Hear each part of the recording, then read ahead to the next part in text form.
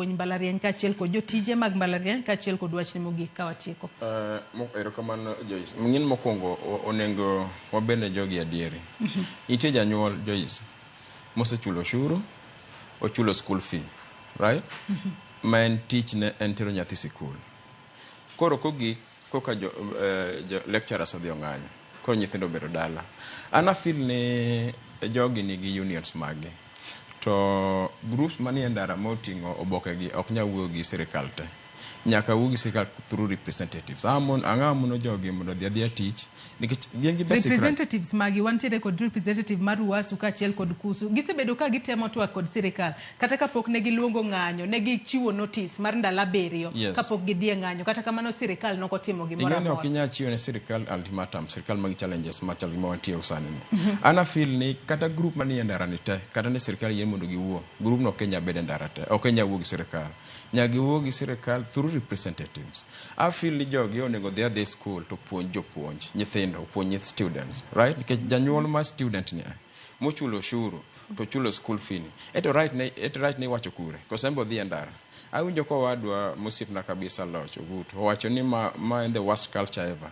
Nigi mama nyaka tim nyaka wakaw boke to adhi ndara. Maga professors monengo miwa gibed gi mira, gibed face mar Kenya. Don koro gifil ni sirikal odiyo giwacho ni gin bende gin civil servants. Waseneno ka civil servants moko medo sara. Onego bed ni medo gi osara kin 7% to 10%. Monego bed ni medo gi gin to mar gipodi. Emang'isi ni kata king'iyo pinje modongruok nitiere as China.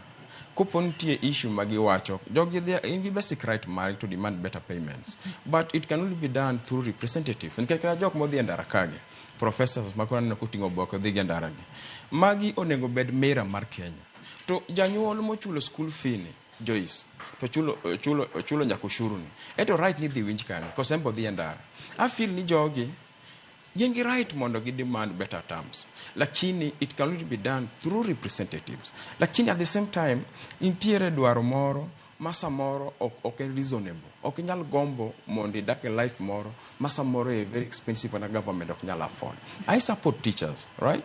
Like teachers moketo kumene wabede kana, but issues gi magi wak ne government go onengo kal through representatives. Ok dhi ndara kata rocho somo kata thiro rights mag jonyuol mochulo ushuru to chako chulo school fee motero nyaka fare mo nyithindo dhi sikul kaso nyathino chako dok dala. Kata kamano wang'eni gi demand mana increment mano marata mala par ma jotije moko mag piny owacho nosemi to gin to podi gidong. Par ni giduto lecturers mag mbalariany mag piny owacho gite gin public servants. And at the same time ing'eno tingo boke ko dhi ndara to chamo salary. Sari to chama dhi mbele to koti to tingo boko dhi ndara. To japuonj janyuol most school fee mochulo nyaka ushuru to dong dala. I feel ni jogi they are so unfair to parents. Wacha mogik ang'iso oganda Luo ni wan lweny makoro gore kind Rigathi Gachagua William Samoei Ruto ok en lweny wasani. Wan kaka oganda Luo mission kod lek mango en ko kego ne AUC. To ne jo Migori te kuma Evans Ogutu ae loch. Nyicha wuoyo gi nyicha ringo Ruba, aringo nyaka North Kadem, nyicha neno tabu mwicho wuo kacha. Wan joma tindo ma Migori wan emo nyalo kelo kwe e Migori. To waburo penjo ni for the past 2 years in governor isetimango. Nikech awinjo ka jo Migori wacho ni kokitiyo tidwo kidala. To ki in senator to iluwa bang' jit gimiti malong'o onge. Samo jo Migori nyalo penji kaka ne gipenja nyoro chano kindo juka nyieni aneno ka gik motimo onge. To ki in MCA to tin mbunge tine jopiny to mogik jothurwa walemuru maduong' en lemo to wadhi upuodho. Erokamano ahinya Nashono wachni mogik kaachiel kod pachi kotudore kod ng'anyo mago mag jotije mag mbalariany. Excuse me, Joyce, katieko